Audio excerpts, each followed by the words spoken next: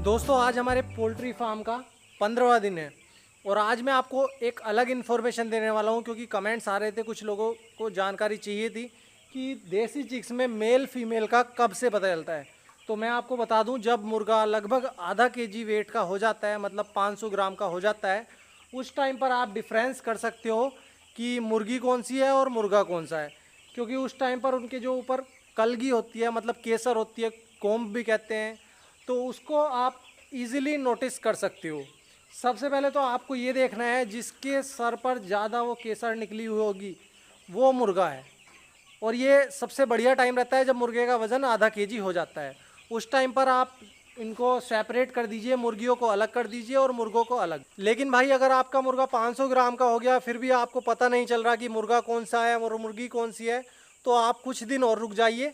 कुछ दिनों बाद उनकी केसर और भी ज़्यादा निकलेगी। उस टाइम पर आप इजीली नोटिस कर पाओगे कि कौन सा मुर्गा है, कौन सी मुर्गी है आपके चिक्स में।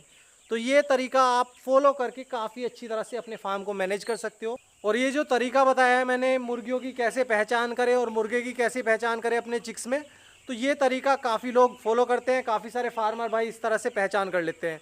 लेकिन कुछ और तरीके भी होते हैं जो कि हैचरी वाले करते हैं। जैसे एक दिन के चूजे को वो सेपरेट कर देते हैं कि फीमेल कौन सी और मेल कौन सा है, तो वो तरीका अलग रहता है। लेकिन आपको ईजिली इस तरीके से पता चल जाएगा। अगर आपको लगता है कि इसके अलावा दूसरा तरीका अच्छा है तो कमेंट बॉक्स में कमेंट करके बताइएगा, मुझे भी पता लगेगा और मैं दूसरे लोगों को भी बता सकूँगा।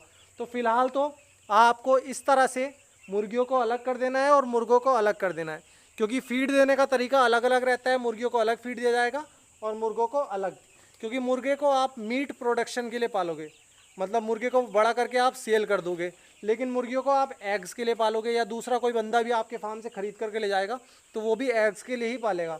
तो आपको शुरू से ही फीड ऐसा देना है जो मुर्गियों का वज़न 1 से 1.5 केजी के आसपास रहे। और ये जो क्रोइलर डबल एफ जी ब्रीड है ना, तो इसमें मुर्गियों का वज़न भी 3 केजी के आसपास तक हो जाता है। तो आपको इस चीज़ से बचना है कि आपकी मुर्गी 3 केजी की ना हो। इस तरह का फीड दीजिए उसे, जैसे मक्का और बाजरा आप दे सकते हो कम क्वांटिटी में। इसके अलावा भी काफ़ी सारे फीड रहते हैं, वो इस्तेमाल कर सकते हो।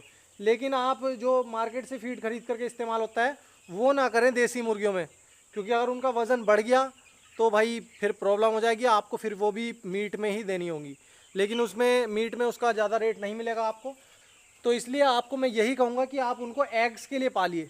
मतलब सेल भी करोगे तो आप अंडों के बिज़नेस के लिए ही सेल करोगे तो आपको रेट अच्छा मिल जाएगा। कोई छोटा फार्मर आपके पास आकर के उन मुर्गियों को ख़रीद लेगा तो आपको वो सही रेट दे जाएगा।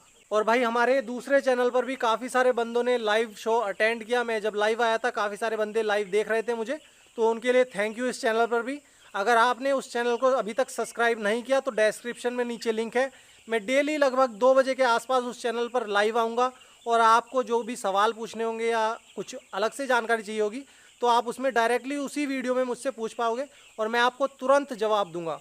तो उस चैनल की लिंक डिस्क्रिप्शन में जाकर के उसको सब्सक्राइब करिए। धन्यवाद।